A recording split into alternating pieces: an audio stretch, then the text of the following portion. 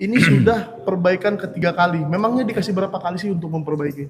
Kalau perbaikan tuh menunggu sampai gugatan sempurna dan dianggap sudah cukup karena memang masih ada koreksi dan kebetulan memang pada hari ini si tergugat tidak hadir. Oh, minggu lalu hadir, hari ini dipanggil. Dan karena itu kami kan meminta soal aturan mana yang mengatur tentang SK Dirjen Dikdasmen itu yang ditandatangani oleh Sekretaris Dikdasmen.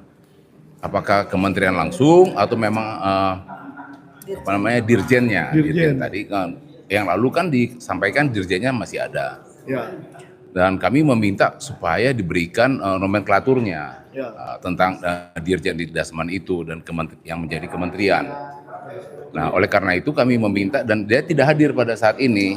Karena kami minta ada alasannya nggak Pak tadi kepada hakim? Kami tidak dapat alasannya yang pasti tentang hal tersebut, tentang kehadiran dari kuasa hukum dari Kementerian Dikdasmen. Oleh karena itu minggu lalu kami bilang kenapa abu-abu, karena memang tidak menjawab secara lugas soal kewenangan siapa. Dan memang kalau kita lihat sebenarnya ada kewenangan, ada embel-embelnya Dikdasmen dan vokasi. Nah, ini yang mana yang benar, apakah Dikdasmen sendiri atau memang ada tambahan lagi? Karena memang setelah kita telusuri dan memang harusnya mereka yang menyampaikan mana yang mau dipakai, apakah dirjen yang ada tambahannya Dikdasmen plus vokasi atau ada bentuk lain pendidikan dasar menengah apa nih namanya yang membuat atau mengakses berdirinya atau adanya surat keterangan ini tadi atau katun ini tadi.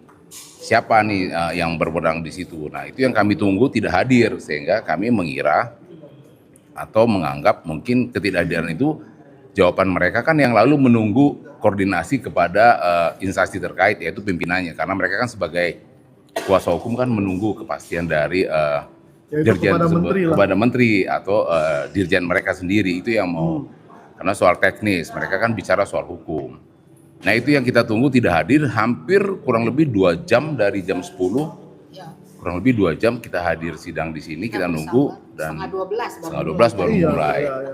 Dan akhirnya kita kupas lagi karena masih soal legal standing, soal keberadaan siapa, objeknya nanti siapa, apakah menteri langsung ataukah memang dirjen tersebut. Nah, ini yang menjadi persoalan dan kami menunggu jawaban itu dari kuasa hukum itu hari ini, yang harusnya dijawab hari ini, tapi kan tidak hadir sehingga kami pun masih abu-abu lagi nih ceritanya kan gitu. Walaupun kita sudah yakin bahwa ini ada kementeriannya, ada dirjennya, tapi dirjen sendiri ada terbagi lagi kan begitu ya Bu Mercy tadi ya. Jadi gitu. Silakan Bu Mercy. Jadi yang kita tangkap tadi ya Pak, setelah kita tadi ngobrol ya dengan Pak Hakim dan kebetulan tergugatnya tidak ada. Jadi kami menyatakan bahwa surat satu objek sengketa kita kan surat keterangan Gibran Raka Buming Raka. Intinya itu disebut yang pertama itu yang mengeluarkan kan Dirjen Pendidikan Dasar dan Menengah. Walaupun yang tanda tanganin sekretaris gitu kan. Tapi karena di objek sengketa itu ada menyebutkan sekolah menengah kejuruan, nah itu ternyata nomenklaturnya dipecah. Di kementerian itu tadinya satu dirjen, sekarang jadi 2 dirjen gitu. Jadi itulah mengapa proses persiapan ini agak lama karena bolak-balik gitu. Sebetulnya minggu lalu kuasa hukum kita sudah minta tolong serahkan Permendikbudnya aturan teknisnya gitu, dan kita berharap sebenarnya hari ini datang. Tapi kebetulan ya seperti tadi Pak Coki katakan belum bisa hadir gitu. Berarti gara-gara dulu zaman presiden sebelumnya yaitu Jokowi, dulu namanya Kementerian Pendidikan saja ya? Bukan, dulu SMK itu bernaung di Dirjen Pendidikan Dasar dan Menengah. Tapi menterinya tetap satu menteri Pendidikan dan Kebudayaan Menteri Pendidikan Ristek dan Menteri Pendidikan Dasar dan Riset dan Teknologi Pendidikan Dasar Menengah Riset yang panjang banget itu Pak Nadiem kan gitu. Nah oke, tapi dalam hal ini biarkan urusan teknis nanti kuasa hukum saya yang menjawab gitu. Yang ingin saya katakan sekali lagi kepada masyarakat bahwa kita datang ke sini ini sebenarnya bukan semata-mata teknis hukum gitu ya. Kita semata-mata ingin menegakkan sekali lagi bahwa kenapa kami menggugat karena pendidikan adalah benteng moral dan etika. Ya. Gitu loh. Artinya pendidikan tidak hanya soal ijazah, tapi soal proses membentuk karakter, integritas, jujur, adil, dan bertanggung jawab. Jadi kalau kita kaitkan dengan SK ini yang menjadi objek sengketa, letak moral, etika bisa dilihat dari 3 hal. Gak apa-apa ya, aku jelaskan ya supaya masyarakat mengerti gitu bahwa kita semata-mata bukan menggugat nama yang tertera itu, bukan. Latar belakang kita adalah ingin mengaitkan ini semua dengan moral, integritas, artinya kejujuran masyarakat Indonesia kita semua ini ya. Prinsipnya ijazah itu adalah bukti seseorang benar-benar menempuh proses belajar. Jadi yang kita minta sebetulnya ijazah itu ada atau tidak, karena itu prinsipnya itu adalah bukti gitu. Yang kedua, kita kesini nih uji moral nih. Apakah surat keterangan diterbitkan karena yang bersangkutan benar-benar memenuhi syarat ujian, evaluasi, portofolio, masa belajar yang sesuai dengan ditetapkan oleh kementerian gitu. Ya itu berapa biasanya masa belajar? SMK berapa tahun? 3. Ya? Ada yang 3, malah sekarang ada yang 4 sebenarnya sempat diwacanakan. Ada pengakuan orang lain yang katanya hanya 6 bulan. Mari kita uji itu nanti. Mari kita uji gitu ya. Saya pribadi masih berharap Kemendikdasmen mengeluarkan ini dengan data-data yang sahih, yang valid gitu ya. Terus yang ketiga, kalau prosedurnya dipotong seperti tadi dikatakan gitu ya, dilangkahi demi orang tertentu, maka ya walaupun agak berat saya katakan benteng kejujuran pendidikan itu sudah runtuh gitu. Terus yang kedua yang ingin saya tekankan adalah etika, keadilan, dan kesetaraan. Karena kita ini yang menggugat, saya mewakili lembaga pendidikan ya, sekali lagi saya mewakili lembaga pendidikan bukan perorangan gitu ya. Prinsipnya hukum dan aturan pendidikan harus sama untuk semua warga negara. Uji etikanya adalah apakah SK surat keterangan ini juga bisa diakses oleh warga biasa dengan proses yang sama, transparan, dan terukur. Gitu. Jadi kami juga belum tahu apakah surat keterangan semacam ini cuma ada 1 atau lebih, itu juga kita pertanyakan ya kemarin gitu. Terus yang ketiga, kalau hanya orang-orang istimewa, misalnya untuk anak pejabat, Pak Dwi kan sempat jadi hakim nih untuk anak Pak Dwi misalnya gitu ya, misalnya gitu. Maka apakah itu melanggar etika keadilan?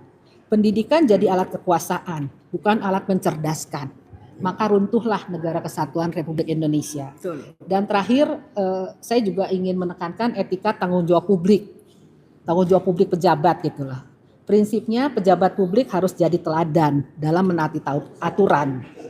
Uji moralnya dengan memegang jabatan publik, apakah penggunaan surat keterangan kesetaraan ini sudah disampaikan terbuka, datanya jelas, dan tidak menimbulkan konflik kepentingan.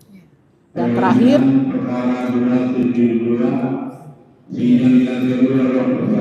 ya. Dan terakhir,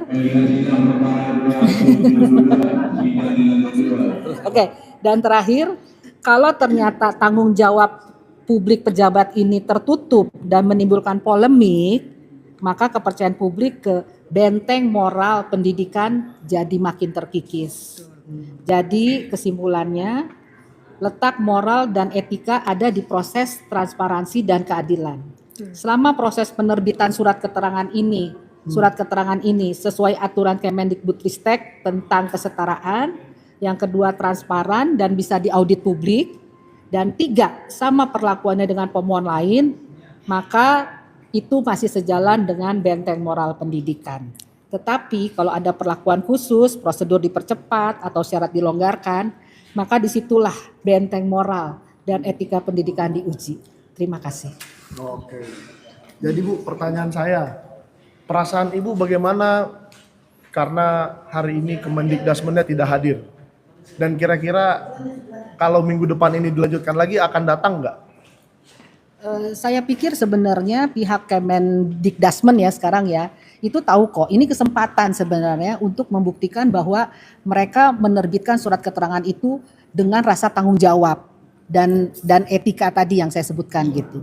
Jadi kalau ditanya perasaan sebenarnya kita ini kan, saya ini sebenarnya hanya ibu ya, mewakili ibu-ibu semua nih gitu ya. Betul. Kita pasti kepo ya Bu ya, Ya. gitu loh. Artinya kita semua berharap dalam hati tuh semoga surat keterangan ini valid, sah dan bisa dipertanggungjawabkan gitu loh. Tetapi untuk memenuhi rasa tanggung jawab dan memenuhi etika mungkin ya, etika dan moral, makanya kita bawa inilah ke Pengadilan Tata Usaha Negara. Terima kasih. Oke. Mungkin kita geser ke Pak Dwi ya. Iya. Nanti terakhir Ini Pak Dwi. baru ke dalangnya. Pak Dwi dulu sekarang. Nah ini asisten saya nih dari zaman buku Endgame. Ya Bu, asistennya. Hakim Agung. Iya. Pak Dwi, coba mungkin saya pengen tahu dari Pak Dwi gimana analisanya, kenapa sih tergugat bisa kadang-kadang datang, kadang-kadang enggak? Apakah memang nggak ada konsekuensinya Pak? Atau kalau dipanggil 3 kali jemput paksa atau ada nggak Pak seperti itu di PT UN? Baik, terima kasih. Saya jawab langsung ya. Ya. Kalau nanti juga tidak hadir setelah beberapa kali panggilan, Petun bisa memutuskan dan memutus dengan tidak hadirnya tergugat. Oh, jadi bisa keluar putusan tanpa Hadirnya tergugat. Ya. Itu kalau di Petun ya. Ya. Nah, kemudian saya juga mengucapkan terima kasih ya kepada hakim yang menangani kasus ini karena sudah memberikan kesempatan beberapa kali kepada penggugat untuk melakukan perbaikan-perbaikan, dan juga perbaikan-perbaikan itu dilakukan juga bersama-sama di ruang sidang. Dan ini tentu tidak menyalahi aturan, memang harus begitu. Kita membuat satu gugatan yang sesempurna mungkin, sebaik mungkin. Ya. Gugatan ini harus kita buat seperti itu. Karena kita untuk mendapatkan suatu kebenaran material itu memang harus menyempurnakan gugatan. Jadi sekali lagi saya terima kasih kepada Majelis Hakim Petun yang memberikan kesempatan terhadap Bu Mercy Sihombing untuk melakukan perbaikan-perbaikan. Dan sekali lagi saya mohon bahwa tidak ada lagi atau kita harus berani menolak jika ada intervensi dari pihak ketiga. Betul. Itu aja dari saya. ya. Kalau yang lain kan sudah dijelaskan tadi oleh Bu Mercy, sudah dijelaskan, oleh Pak Coki. PH-nya Pak Coki sudah Tapi dijelaskan. sedikit aja teknis Pak. Apa Berarti ada teknis? kemungkinan kalau mereka tetap tidak hadir berkali-kali sampai ke depan, majelis hakim bisa saja memutus mencabut surat keterangan itu tanpa ada mereka. Ada kemungkinan itu. Saya ada kemungkinan. Ya, tapi kalau saya menjawab mencabut atau tidak mencabut, saya itu kewenangan dari majelis tapi hakim. ada kemungkinan. Ada. Artinya gini, Memenangkan kemungkinan informasi. begini. Bukan, saya hanya berbicara bahwa putusan bisa diputus oleh Pengadilan Tata Usaha Negara tanpa hadirnya tergugat. Oke. Terima kasih Pak. Kalau gitu kita ke Pak Lusinanto aja sedikit ya. Karena sudah jauh-jauh